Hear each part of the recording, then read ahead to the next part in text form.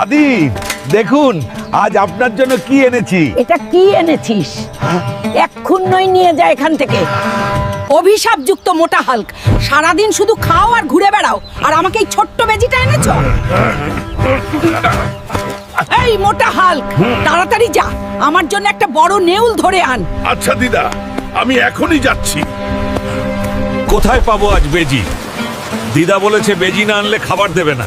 Hulk, এই রোদে সমুদ্রের ধারে কি করছো? কাকা, আমি একটা বেজি খুঁজছি। দিদা বলেছে খাবার দেবে না। পাগল হাল্ক, তুমি কি সাগরে বেজি পাও? এতক্ষণ ধরে খুঁজছি, একটাও নেই। হাল্ক, নিউলা এখানে পাওয়া যাবে না, তুমি নিউলা জঙ্গলে খুঁজে পাবে। এই জন্য আমি এতক্ষণ ধরে খুঁজছিলাম। এই যে, আমি এটা খুঁজে পেয়েছি। ঠাকুরমার জন্য উপযুক্ত বেজি।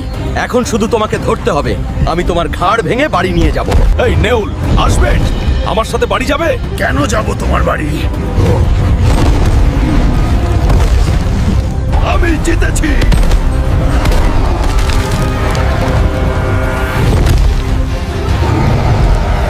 এখন চলো আমার বাড়ি। এইবার দাদি নিশ্চয়ই খুশি হবে।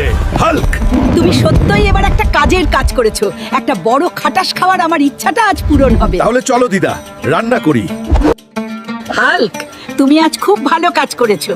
গ্রামবাসীরাও বলবে হালকের সত্যই বুদ্ধি আছে। হাল্ক, তুমি রোজ আমার জন্য একটা করে বেজি ধরবে। উফ, বেজির মাংস খেতে কি যে মজা। আমি হাল্ক, আপনার জন্য প্রার্থনা করছি।